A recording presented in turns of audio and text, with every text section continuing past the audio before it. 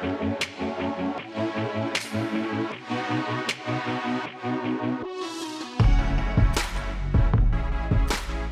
in, boys and girls, to the Week 12 Gillcast here on the RotoGrinders podcast network.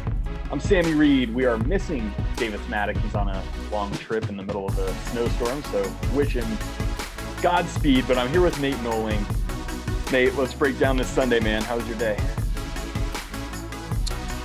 Ended up doing all right. I think I got 174 in cash, so ended up being a profitable day, which was good. And then Showdown worked out this afternoon or tonight, whatever you want. Let's talk a little bit about our conversations this morning, because every Sunday morning, you know, I wake up early. It's like the only day of the week I can stand to wake up early, but I pop out of bed and I already have a bunch of texts from you and Davis, and we had some back and forth. Tell me a little bit about how this went for you. Well, I mean, we were going back and forth because I think this was, again, the later we get in the season, the harder, especially this week with Thanksgiving being on Thursday, a lot of great games being gone. This was a pretty gross slate.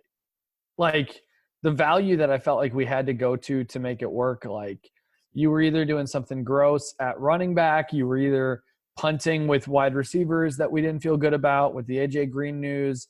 There were some guys that I was pretty high on earlier in the week. So it was a tough week for us in cash, I think, just trying to figure out like where we all felt the most comfortable in.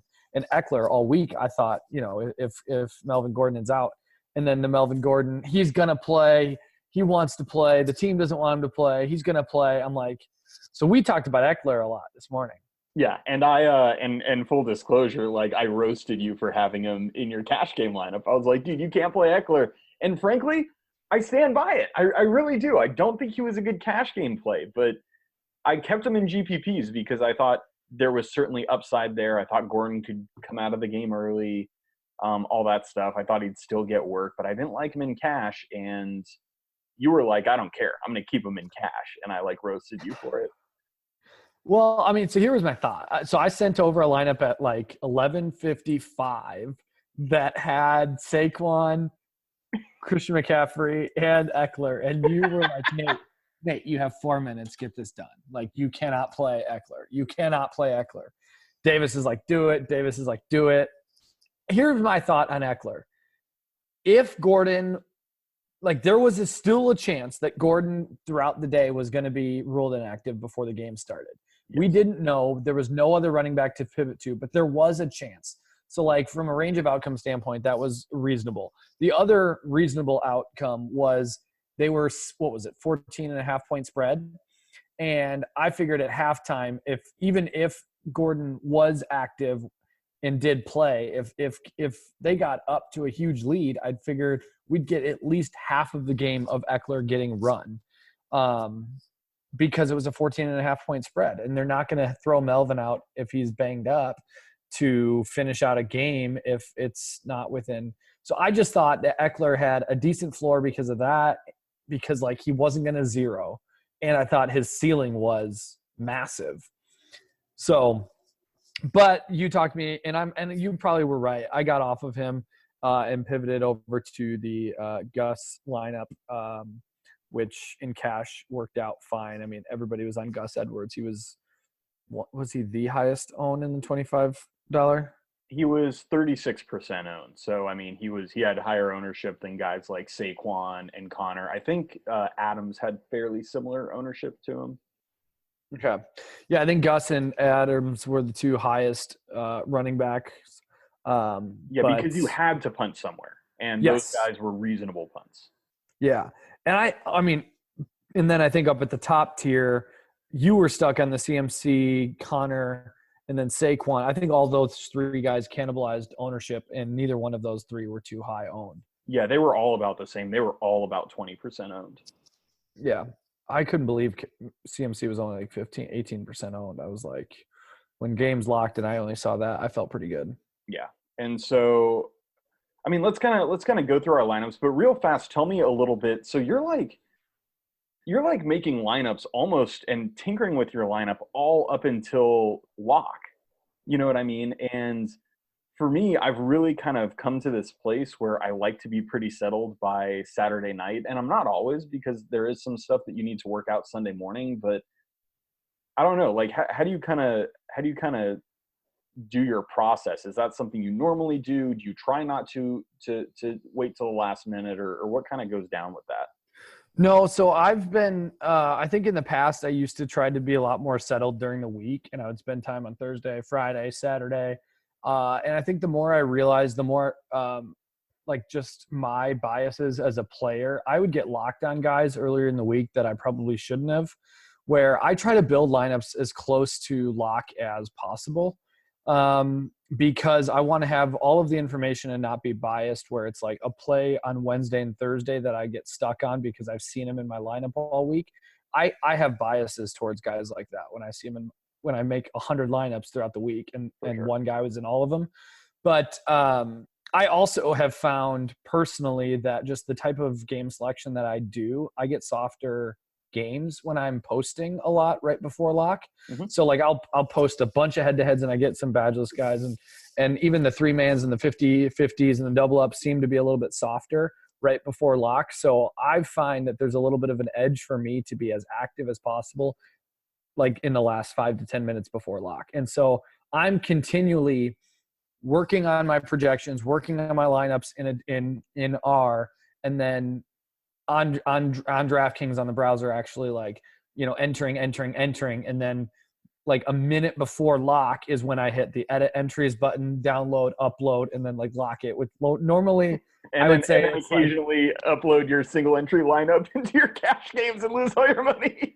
that did happen once, but normally my last lineup, my last like upload is like 10 seconds before lock, and that's like, the final one. But I'm pretty confident in my coding most of except for that 1 week. But normally it doesn't bite me in the butt. I know some people like you like to lock it early, and I totally get that. But I'm just more of a, I don't know. Yeah, for me, I feel like too harried. I feel like just too, whacked out because I also like to post and enter games right before lock, because I also find that you get a lot of soft action. And so I'm trying to get all that soft action I can. But if I'm doing that and messing with my lineups, like I just feel like a, straight crackhead. But like when you do that, like unshowered and in my sweats and just like my hair's everywhere. And, I'm just like, I'm a complete disaster. Like I can't handle it.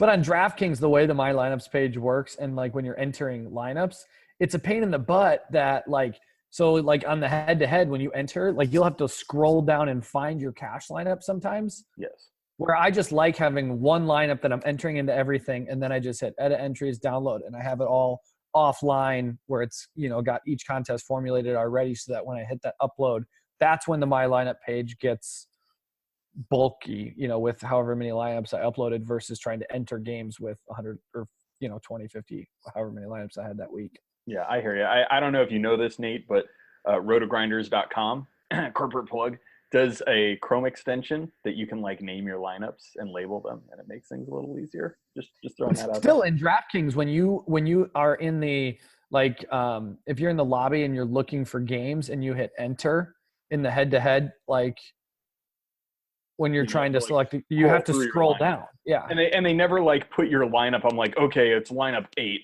And they never like just make it the first lineup or let you change that. It's actually a little bit. Like I have 1 in 100 entries, and all these other ones are my GPP, which is like 2 entries, and right. I have to scroll through all these. So if DK made it better, I'd probably do a different way of doing it, but it works for me. It's my process. Yeah. All right, let's talk a little bit about our lineups. We both had fairly good days. You ended up with 174, you said?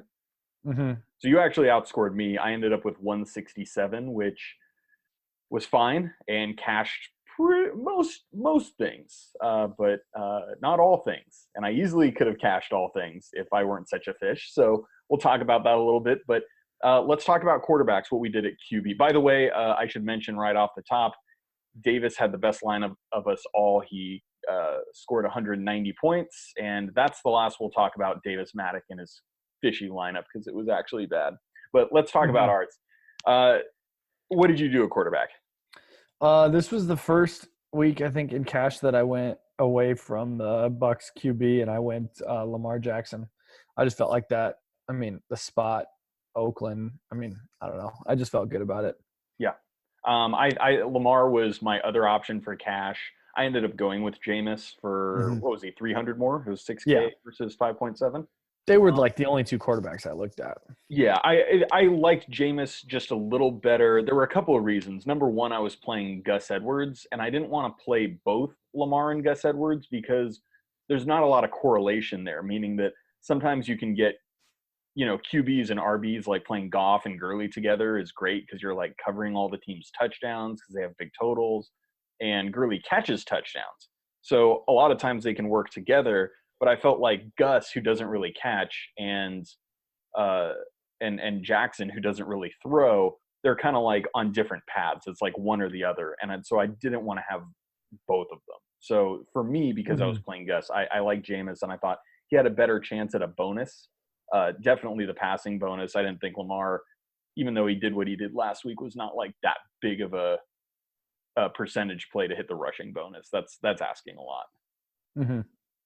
So, I went with Jameis, and they both ended up scoring about the same. Jameis had almost 26, and Lamar had like 22 and change. Yeah, very similar. Yeah, very similar. So I thought those were the easy plays. I didn't see how owned Luck was, but I think he was the other guy that people played quite a bit, and he had a fine game. Yeah, he had a lot of ownership. Yeah, I just didn't have the money for him, but he was a good play. The interesting thing is getting into some of this other stuff, what we did at receiver and running back. Let's see. Luck had 28.6, and he was 21% owned. Yep.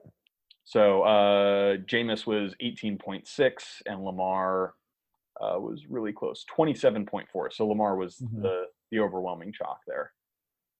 But let's talk about running backs. Why don't you start off and tell me what you did at RB here, and really what you also didn't do, how you came to your decision with the three backs you used.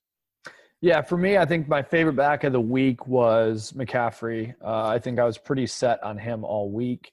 From a price perspective, Saquon, I had higher projected raw points, but taking in salary, I thought like CMC was the lock of the week for me.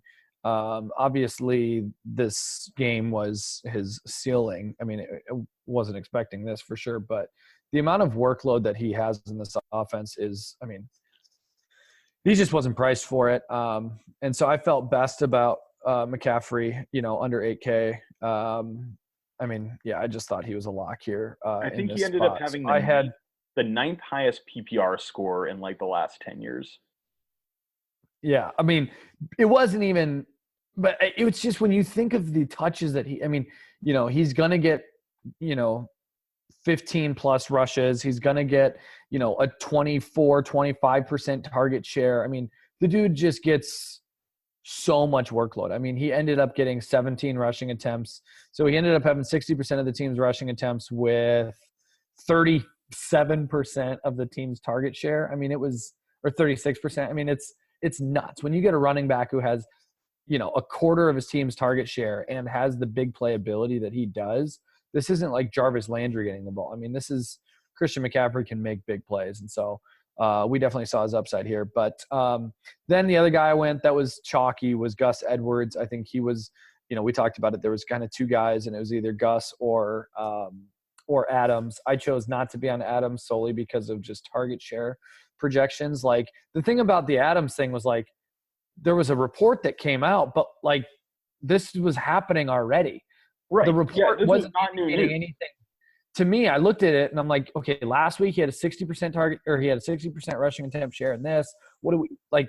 This report, which swayed the ownership, didn't seem to sway much from a projection standpoint for me. Completely agree. It's like no shit. Like, of course he's the lead back. We know he's the lead back. He already was a lead back. What's the boggle? Exactly. And so I just didn't see him getting any targets in this spot because I still thought Clement and Smallwood would, and if the Eagles did get behind, I didn't feel good about Adams the way that other people did solely because of that report. So I went Edwards, and then the one play that I went that was pretty low owned, which I was kind of surprised about, was Mixon. Mixon was I think the guys that I was looking at in the 6K range was like the Chubb, Mixon, Fournette range. Yeah. And I just felt like, I mean, with Chubb, he's so yards per carry dependent because he doesn't get the target share that, with Duke getting all that work. So I just felt Mixon was a better play because of that, because I felt like he had, similar rushing attempt share to most of these guys. And with no AJ Green, I figured he was going to be needed to be relied on a little bit more. So I kind of had a if-then situation where if AJ Green was in, I probably would have gone Boyd. And if AJ Green was out, I kind of wanted Mixon. So I went Mixon, McCaffrey, and Edwards. So, what did you do? So, God, this is the time I have to talk about this. This is really painful because I have to admit on a podcast that I am just the world's biggest fish. And this is so bad. So I had Saquon, which was incredible. Sharp. And I had Gus Edwards. And I thought Edwards was a good play because, again, I wanted one of the Baltimore guys. I either wanted Lamar and, somebody else, or I wanted Edwards and Jameis. And I just thought Edwards and Jameis worked, especially when Collins was ruled out. That really kind of kept the picture clear for me. I'm like, okay, Edwards is going to be the battering ram guy. So I feel really good about that. I think he's going to get a lot of work. Good chance for the bonus. And indeed, he did get the bonus.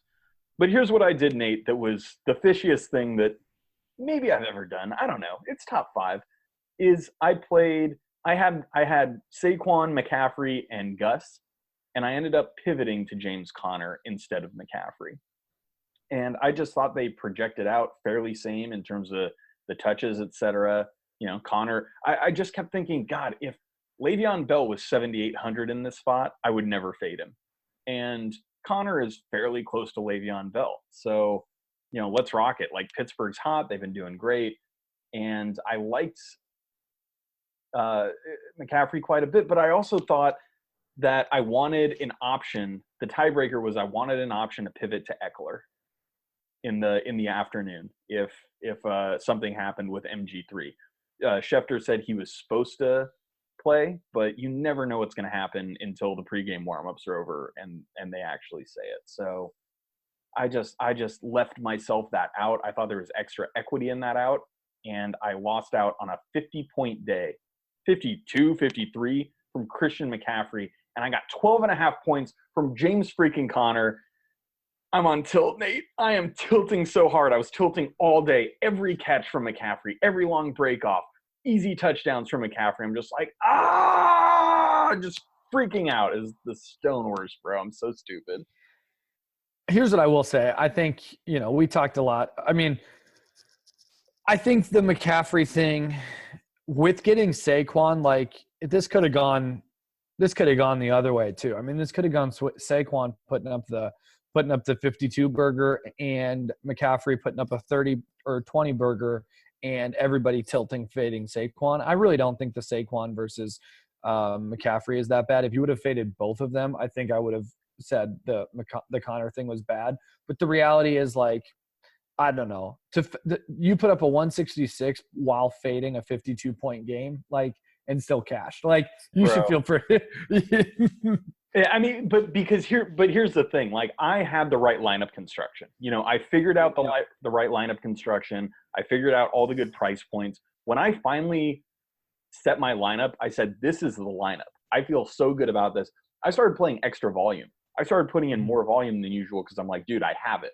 I figured it out. This is great. Everything's golden. And I would have put up more than 200 points in cash if I had just kept McCaffrey. And so I had a really good day in cash. 167 was more than enough to win most of my games, but I haven't calculated it, but I feel like it's the difference between like an 80% and 100%. And at the end of the season, that ends up being a big deal, So I'm pretty bummed that I made that choice. It was just fishy, man. I'm just a fish. What can I say? Yeah, I mean, the Conner thing, I don't know. I get the Le'Veon thing, but I just think McCaffrey, I don't know. I just wasn't getting off McCaffrey all week. That was I wish you were a better friend, Nate. I wish you were a better friend. Dude, I told you all week, the first lineup you sent me, I literally said no McCaffrey. And then all day you asked me McCaffrey or Connor. And I said CMC. Davis said CMC. We all but you guys are fish. So I was like, okay, these guys said CMC. Good. I can just go with Connor. You should have reached through the screen and just said, Sammy, don't be an idiot. Don't be a damn guppy. Jam in McCaffrey. He's the number one play of the week. Everything says he is. Just don't be an idiot. And I have nobody to blame but myself. God. Yeah. So bad. Thing, so bad. Like, this would have been like just the most lit thing ever. Just like 200 plus in cash. And instead, and it has to be double pain because your Steelers lost as well in Denver. Oh yeah. That's right, Nate. Thank you for bringing that up. That's I appreciate that. You are a good friend. Forget everything I said about you. I gotta tell you, Sammy. Oh God. I'm going to pull out like all of my hair right now. Well, let's get into receivers because I think there was one receiver that we felt great about from a value perspective that I think most of us were on in DJ Moore he just like from a value perspective, considering his ceiling, I felt like he was just a great play. And we got him. I think we both had DJ Moore at 4 point. What was he? 4.6. Yeah, so DJ Moore at 4.6. We both had him. I then went Keenan Allen as my pay-up guy. And then for my value wide receiver, which I know you thought was Fish, and after the results might have been Fish, Kendrick Bourne for me was like, dude, San Francisco had like nobody alive. Nate. And I felt like this was another one of those like Maurice Harris things where it's like, Nate. Okay, Dante Pettis is not going to exceed 10 targets. It's going to be Kittle seeing 30% of the target share, and you're going to get Kendrick Bourne at 3.8 with like 20+% of the target share on a team that is going to be down and having to chuck the ball. Tampa Bay has no defense. Jameis is going to put up I don't know. I projected so many pass attempts. I just thought Bourne was going to have, Nate, I didn't see this coming. I couldn't have possibly foreseen that Bourne put up a 0. Did he get a 0? No, he had like 3 targets, 2 for 27. I mean, he had 4.7, so he didn't kill me, but it still hurt. Bro, the other thing was, like, Kittle didn't even smash to make up for it. Like, I figured, okay, at least if Bourne, like, does disappoint, Kittle's going to go for a 30-burger. Like, Kittle only put up 11. Kittle had, like, one of the most tilting games ever because I think Kittle had – what did Kittle have? The highest – like, the second highest Whopper on the week. Like Kittle got so much volume and it just wasn't there. Yeah, he just ran pretty bad. Yeah, Kittle saw 12 targets for 37.5% target share and 38% of the air yard share of this offense. Like for a tight end, I mean that was second on the week of any receiver. Man, you're burying the lead here. Bourne was the fishiest freaking play I could possibly think of. I don't know how you got to Bourne in cash games. What's his first name again? Is it Kendrick? Yeah. Because there's nobody in San Francisco. Bro, that is insane that you did that. Like, insane. I can't believe you scored more points than me. Like, Christian McCaffrey bailed you out, but, like, that's severely bad. I projected Bourne to have above 20% target share. Why? What? Because there was no other guys to go to. I projected Kittle with over 30%, Pettis to have 16%, Juszczyk, Trent Taylor, Matt Breida, and Garrett Selleck. There was nobody else that the ball was going to go to. So when you start taking out all of the guys that they had, the targets have to go somewhere. And then when you look at it, it's not about who the player is. It's about the fact that volume is volume. And I don't care who you are. At 3.9, if you're going to see 20% of your team's targets, I want you. And it didn't end up being Bourne. It ended up being Pettis for this game. Like, Pettis was the one who ended up getting the 20%. What did the target share actually end up being? So, yeah, Pettis saw the 20% target share where Breida and then saw a little bit more. Bourne saw. Mate, let me tell you what you do. You drop down at defense and you play an actual receiver. That's what you do. No, the other guy I was going to play was Enunwa. So it was either him or Enunwa. I wasn't going to. Enunwa was like 7 for 73. Enunwa was okay. But Enunwa was the exact same play. Terrible receiver, terrible offense. Just had just had nobody else for the ball to go to. I mean, I know what Enunwa's first name is. It's Quincy, so that's a leg up on Kendrick Bourne. Enunwa in this spot was very similar, like projected as Bourne. I can't. You just have more weeks. You just have more weeks of thinking of Enunwa as a receiver. If anything, Bourne's target projection going into this game was higher. What did Bourne do last week? Did he do anything? In week, let me pull it up. Week 11, Bourne had. Oh, they were on a bye in week 11. Yeah, they were on a bye week 11. Bourne had 6 targets. Yeah, he saw 16% of the target share. Yeah. So, I mean, 6 targets for 78 air yards. I'll take that at 3.9. Nate, I think you just need to. And that was with Goodwin. That was with Goodwin in. Bro. This was with no Goodwin. No, you need to come to terms that you're a fish. Just admit it. Just say it out loud. Say it out loud with me. Say, I'm a fish. I'm a fish. Playing 2 San Francisco guys was bad. It's so bad. So okay. So you went Keenan Allen, who I thought was a good play. Yeah. And Kendrick Bourne. Jesus. And then DJ Moore. So I also went DJ Moore. And then I middled my other 2 receivers. I went T.Y. Hilton and Emmanuel Sanders, who both did quite well. Hilton's not the kind of guy I love to play in cash games, but I think that, we think of him as this boomer bust kind of high ADOT guy, and his ADOT has fallen this year as Andrew Luck has. So I think he's a little more reliable, in those home games, and he ended up having a great day. 7 for 125, didn't get in the zone. Emmanuel Sanders, I thought, was the same way, where he's just clearly that team's number 1 receiver.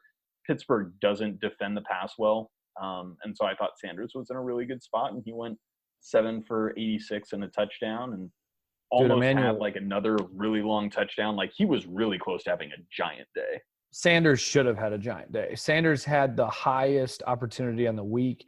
He had a 50. What did he have? 42.8% of his team's target share for 58% of his team's air yard share. I mean, he had one of the highest whoppers we've seen all year.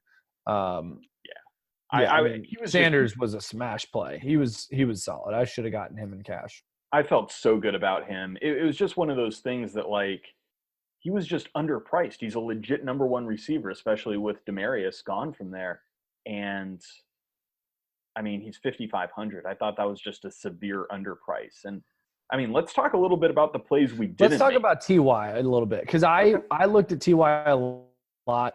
I heard the ADOT argument from a lot of people this week, but like, the reality is, over the past couple of weeks, as Luck has gotten healthy and as TY's production has started going back up, he's going back to that same above 10 ADOT receiver that we've always known him to be. The reason his ADOT is skewed is because the first 3 weeks of the season, week 1, 2, and 3, he had 11 targets, and 10 targets, and his ADOT on those games was 9.5, 5.5, and 7.5.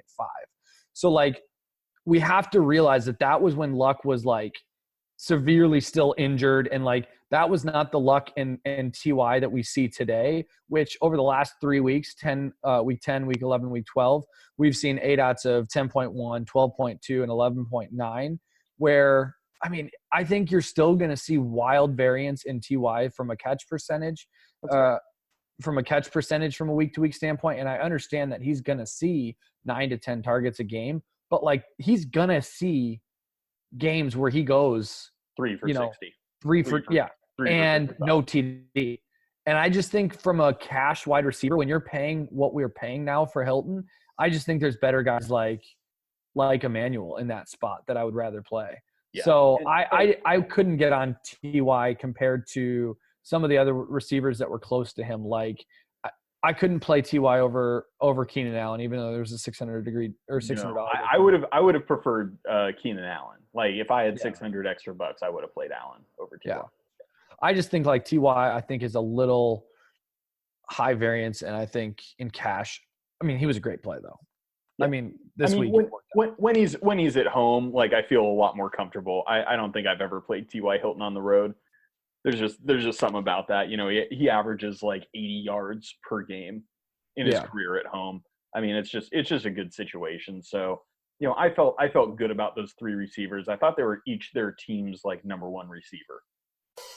Being a parent can be really challenging. It's normal to feel uncertain about whether you're doing the right things to raise healthy and happy children. That's why Child and Family Resource Network focuses on connecting pregnant parents and those with kids under the age of 5 with free support services to help them build confidence in their parenting journey. Everyone deserves to have someone they can turn to for support with parenting. Visit childandfamilyresourcenetwork.org today.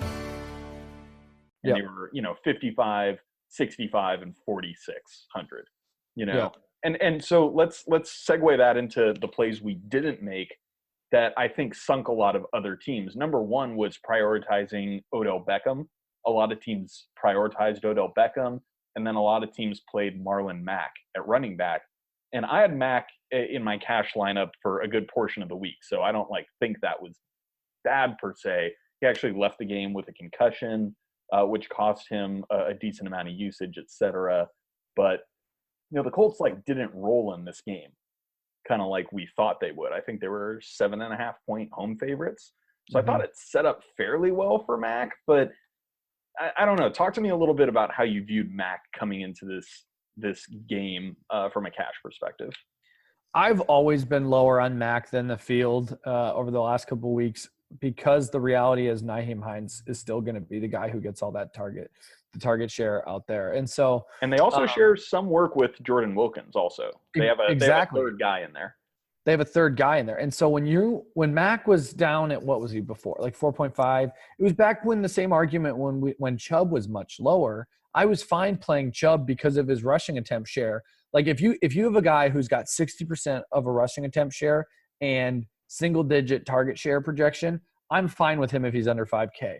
But once you cross that 5K threshold, you need to be able to have a target share of double-digit projection, or I can't roster you on DraftKings. I just think that there's so much downside to that, where with guys like Mixon, guys like Connor, DJ, McCaffrey, Saquon, when we get into these running backs who have, opportunity to have, what did Christian McCaffrey have? 30% of the target share? You're never going to see a game. He hit the straight double bonus. But you're never going to see a game where Marlon Mack sees 30% of his team's targets. It just won't happen. Right. So, there's other guys out there where, I don't know. I think you got to be careful about playing these running backs who you're relying on such, when you just do the numbers and you go, okay, I project 16 carries for him and 3 targets. Okay, so you're relying on a crazy high yards per carry plus a crazy high touchdown projection for him to reach 20 points, Yeah. I think you only want, and DraftKings forces you to do this. You got to punt somewhere, so I'm fine having one of those guys. But I agree that you want it to be a Gus Edwards or a Josh Adams at, around the 4K range, not a guy at 5.5. And I mean, a lot of people went Adams and Edwards, which actually ended up working out okay, but I just don't think in general, I think that's run good. I don't think you want to do that. Adams got there late, he was really struggling, and then he got a touchdown and a 2-pointer right afterwards to salvage it. But other than that, he was not good. And I think that was a little bit of a luck box. I don't think that's the right lineup construction when, like you said, you can get 2 running backs that are basically number 2 wide receivers and number 1 running backs in one player. And you have to have those guys. Saquon smash, McCaffrey smash, James Conner, not as much of a smash, but you know what I mean? But the reason is because they are never out of it. So it's not only because it gives you an access to a higher ceiling, it also gives you access to a higher floor. Because even with James Conner, I look at last week as almost a floor game for James Conner, where he literally had one of the worst game scripts you could possibly have last week, and he almost still reached 20 points if he would have just caught that ball for the touchdown. Yeah. In the worst possible game, Connor's still going to get you 10 to 20 points. I mean, in this game, he had 95 total yards and 4 catches and was not even used. It was crazy that they started blocking with him later in the game. They didn't even send him out on routes. He was just blocking, and I was so freaking tilted. I don't know. And even then, he gets 12.5 points, which isn't great, but like he has outs. And if you're a running back who only rushes the ball and doesn't catch it, if his team falls behind or something bad happens, you have no outs. You're drawing dead. And you're never drawing dead with backs, I think is your point, who also catch the ball. They can succeed in any game script. Yep. So you need that in cash. Odell Beckham, I thought OBJ was a great play. But in terms of lineup construction, I just think it's so much more obvious that you go with Saquon Barkley than you do Odell Beckham, because Saquon can have a receiving game like Beckham, but he also rushes the ball. His floor is so much higher. And frankly, his ceiling is just as high. Like, it's not even a question to me. Yeah, I had Odell in tournaments, but there was no way I was going to have Odell in cash and not Saquon. Right. And I don't think I could have seen a construction where you could have had both, So You never want two giants anyway, is the point. Yeah. So tight end, you ended up paying up for Kittle, which I do not think was a bad play, even though it didn't work out. Kittle, I mean, he was going to see 30% of his team's targets here at tight end position. Like, I don't know. I thought the Kittle thing was this was the spot. Maybe I should have gone to Ertz, but whatever. Kittle, Ertz, those were two guys that I felt okay with paying up for.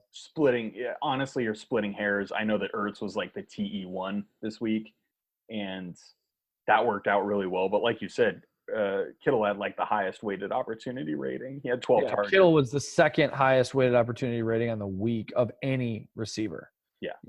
So I don't think that's bad process. I generally don't pay up for tight end, and I didn't again. I went with Cameron Brate. I thought we just had a fine play with Brate. I didn't think he was amazing, but I was just like, dude, if Jameis throws, I knew the moment I locked my lineup in, I'm like, if Jameis throws one to Brate, I'm making money. And he did it on like the first drive or something. And I was just like, dude, I'm making money today. It's happening.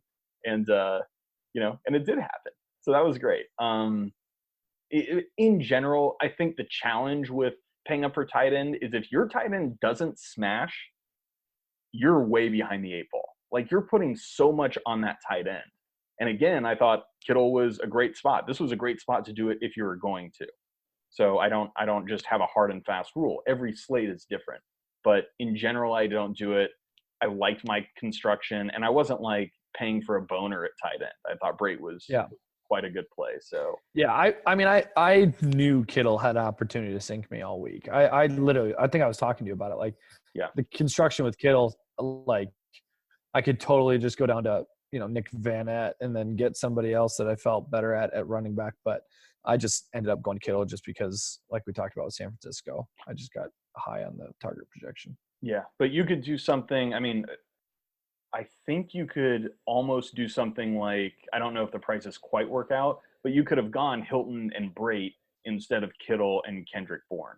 Mm-hmm. You know what I mean? Mm-hmm. And for me, that's just like, I think I choose the Hilton side. I'm trying not to be results oriented, but I still think I take the Hilton Brate side on that. Yeah, I think even beforehand. Yeah, I think you might have to like take a hit at DST to do that, something like that. A couple hundred. Yeah, I mean it pretty close to works out. I think it actually does work out because Kittle was like almost 3,000 more than Brate. Yeah, Brate was 3.7 and Kittle was 6.2, so that's 2,500. Right? And then Bourne to Hilton was like an extra 300, I think. No, it was like 2,600. Yeah. Well. Yeah, it was pretty close. You would have had to make a small concession at like DST, which I'm always down to do. I ended up playing the Eagles at defense special teams. I generally don't pay up. I didn't pay up for Baltimore. I didn't pay up for the Chargers. They both ended up having good days. Obviously, Baltimore had like the smash day. I paid for the Eagles at 2.4, I think. They got 4 points. They didn't even have a good day, but they got 4 points, and they allowed me to do everything else that I wanted to. They were like a 5.5-point home favorite. They were the chalk too, I think, right? They were the highest owned? 8.6. Oh, okay. Yeah. I think I probably had most exposure to them in tournaments. I just felt most comfortable with the Chargers defense. This week, I really wanted either the Chargers or the Ravens. Got the Chargers, and was still able to like the rest of my lineup. So that's where I went. I just thought with Joey Bosa back, Chargers were in a smash spot here, so I felt good about it. But I normally don't like paying up for defense. So if there was a position that I should have gone down to, it would have been here.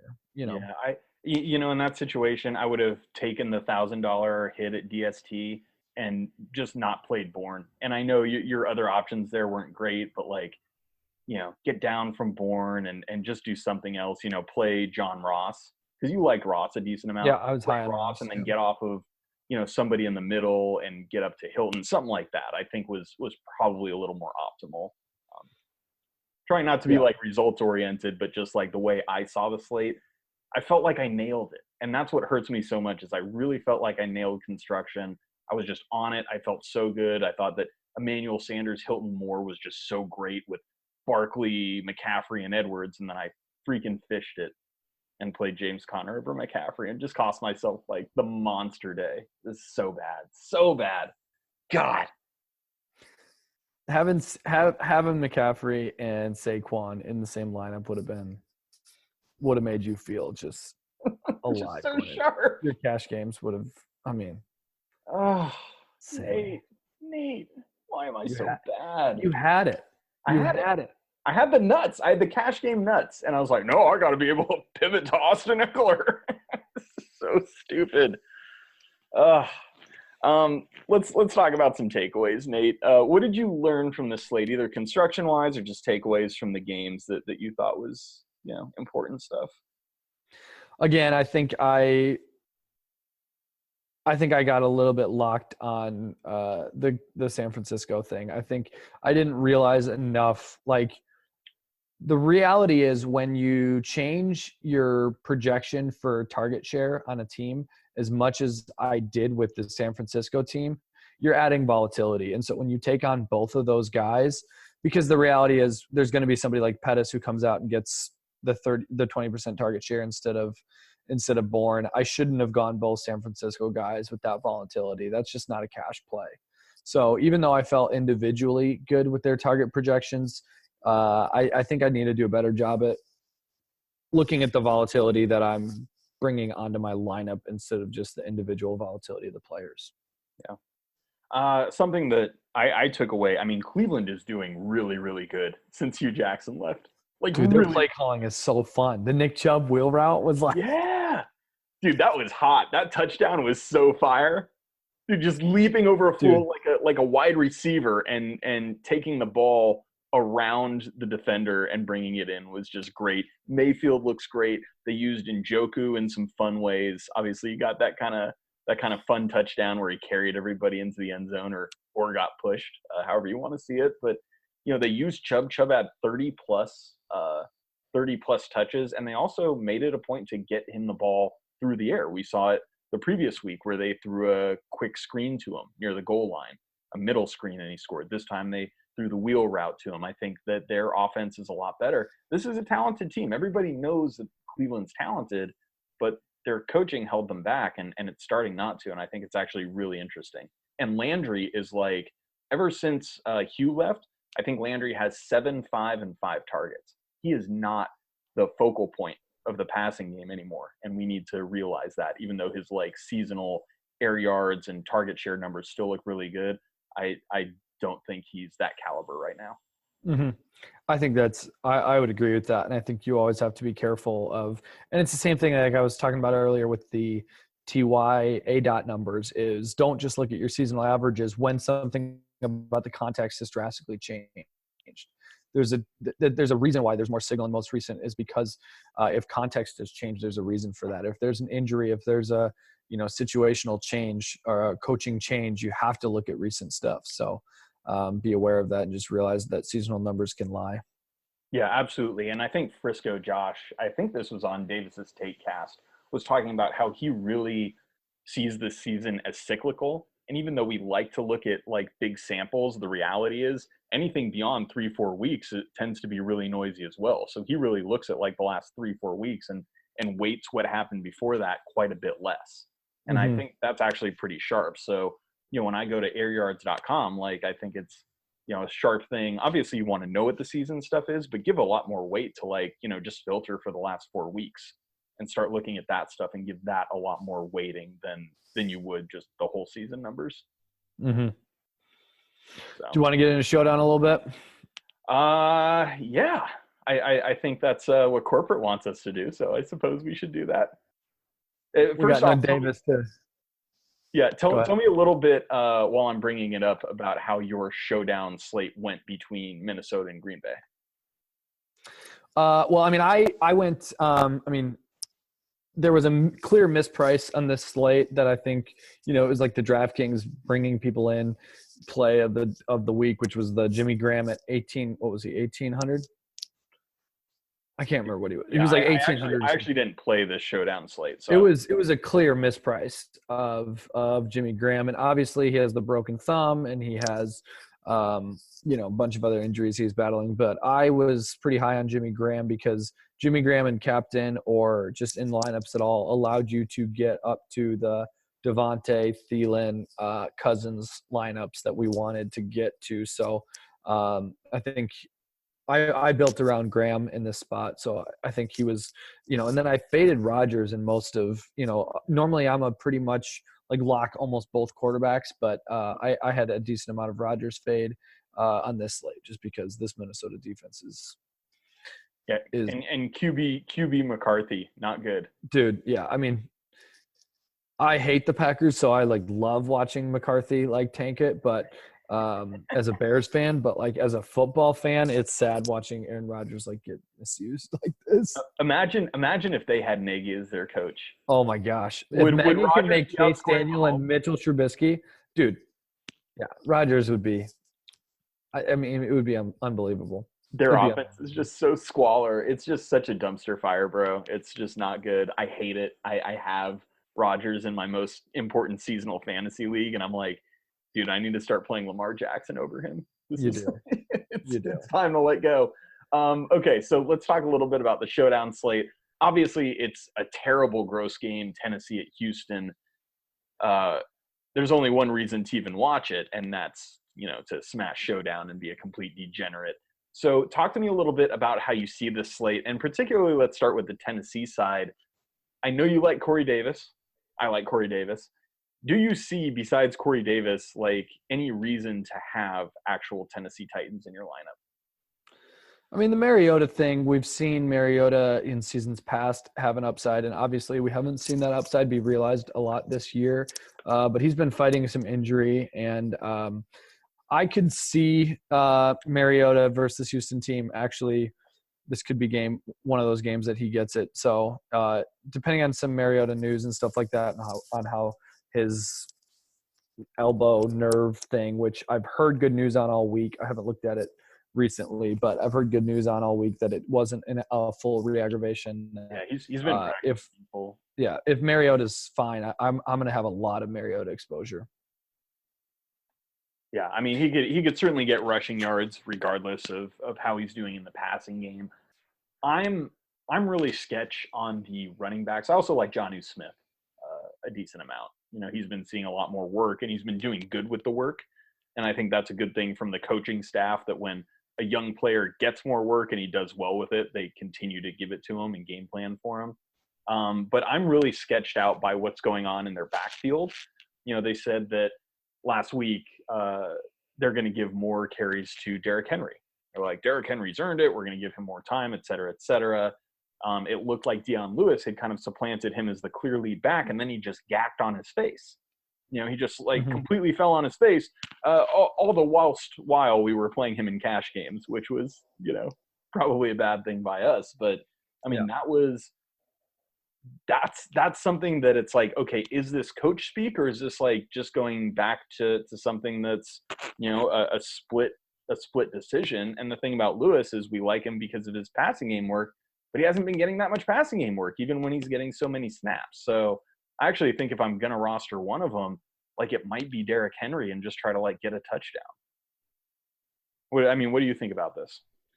I could definitely see it. I think in showdown, what I tend to do, and this is just because the way that I view things is I end up focusing a lot more on who like from a receiver standpoint, I think is going to have that ceiling just because like when these games go gross, that's where it goes.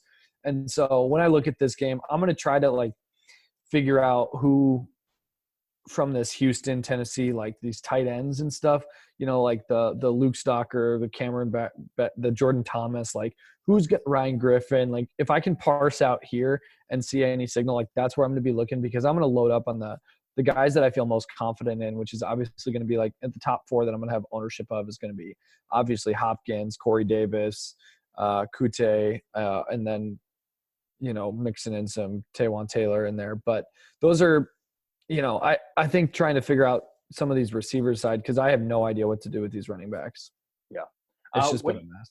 What do you think about captaining on this slate? Is it – because obviously we're going to play 100% Hopkins. I don't think that he's worth fading in any way, shape, or form. Is he a guy that you'd consider captaining in this spot, even though it's super expensive? Or do you want to kind of go cheaper so that you can get him and some of the, both quarterbacks, et cetera?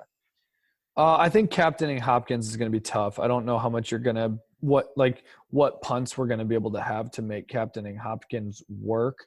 Like even going down to captaining like a Watson or Mariota, which is saving just a little bit of money, I feel like I can still punt with a couple guys and make it work. So I think like I'm trying to look at like a good Hopkins captain team, and I can't really find it currently. No, you have to basically say there's not going to be a lot of scoring, and you have to start talking about kickers and DSTs. Yeah, so like I don't know if I feel good about that right now. I think like the maybe I could play some like Jordan Akins, but it gets really gross. It's really bad. So yeah, I mean, I don't know if we're going to be able to captain Hopkins. But again, Showdown, some of this stuff comes out where it's like, you get inactives and there's a surprise tight end inactive or something like that. And there's a $200 tight end that you feel like, we can get some targets. And I think, playing some of those guys, like if you played St. Brown tonight, that would have got you, if you would have captained him in a couple spots, that would have gotten you what you needed on this Showdown, just because there wasn't a huge thing for this Minnesota game. Yeah. Thoughts on Corey Davis? I know you love him, and I tend to love him. Last week in a game script where they had to throw a lot, or they were down and should have had to throw a lot, he only got 4 targets. How do you kind of view him right now? Well, I think the issue with last week is I kind of almost throw it out because Mariota left at half, and it was where Gabbert came in. Gabbert came in, and when Gabbert came in, Sharp got all the targets there. And I think that was just because Gabbert and Sharp clearly had a little bit more of a connection. If it's Mariota, I feel comfortable projecting Davis for above a 25%, probably somewhere between 25 and 30% target share, which is at 8,400. Like, yeah, I don't see a way I can build a lineup without him. He should have the second highest volume on the slate outside of Hopkins, obviously. But I think he's got, the ceiling for him at 8,400 is hard to touch. I mean, literally Kiki is the same price as him on the opposite side, which is like just insane to me. Yeah. You're taking Corey Davis all day there. Oh yeah. Demaryius Thomas. I mean, he was Davis's great call on the Swolecast, last week. Ended up with 1 target, 0 catches. Is this a spot where you're going to have some percentage of Thomas in your lineups? No, I think this is the spot where you fade him after last week. Yeah. Any low priced guys? We'll bring it out with that. Any low priced guys that kind of jump off to you as guys that you're gonna be kind of overexposed to, salary saver types? I mean, I think when we get down into the cheap side on the Tennessee side, I'd probably go with I'm probably looking more at the Taywan Taylor versus the Jonnu Smith. I think, I think Jonnu is going to be a little bit more popular. So I think even saving that $600 there and going to Taywan Taylor, I think I probably prefer. He's downgraded to out, bro. Did he just get done? Oh. Yeah, he just got tagged for out. So no Taywan Taylor. Tajay Sharp, 4.8. Yeah, the issue with Tajay is he doesn't, if it was Gabbert, I'd be all over Sharp, but yeah. Well, that changes things a little bit. I had him as getting at least a 15, almost 13% target share. So Nate's going to have to recalibrate a little bit, folks. Yeah, but yeah, I mean, then I guess Jonnu's then in play a little bit more just because there's going to be a little more target share to go around. Yeah, Tajay comes into play a little bit more at 4.8. He just, after last week, I think he's going to be in for a dip, and so I don't want to buy that now. So I think Corey Davis is the buy after last week because so many people are going to look at that last game and not realize like half of it wasn't a Mariota game. And I think target projections when it's not your quarterback needs to be thrown out. Yeah, I'm just super down on Tennessee, and so what I might do is just go Corey Davis and then some Jonnu and some Tajay Sharp, and probably not mess around with the Tennessee running backs at all. And if they score, they score. But just really mashing Houston. I think Houston's like probably quite a bit better than Tennessee. I don't think Tennessee's good at all. I think this game's going to suck. It's going to be awful. I can easily see like I might have some Houston DST in some spots.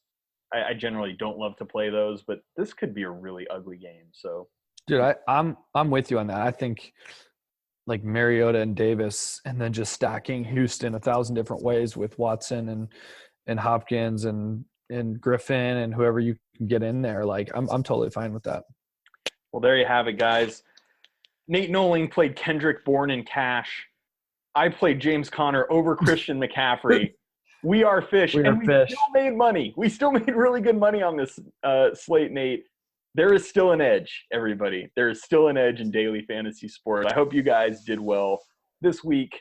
We did pretty good, but could have done a lot better if we weren't so bad. Should have done a lot better. Yeah, should have done a lot better. Bourne. Thankfully, Davis Maddock was not on this show because his lineup was hot garbage, but he did play Saquon and Christian McCaffrey, so he scored all the points. I'm so glad Davis isn't here. I want to hear that. Yeah, absolutely. But as always, you can follow Nate on Twitter. He's at Nate Nohling. You can find me on Twitter. I'm at Sammy Reid FI. Davis Maddock, you know where he is. He's off tweeting about how Saquon Barkley was a bad draft pick, et cetera, et cetera. And he's not wrong. But I digress. This has been the Week 12 Swolecast. Take care, everybody. We'll talk to you next week.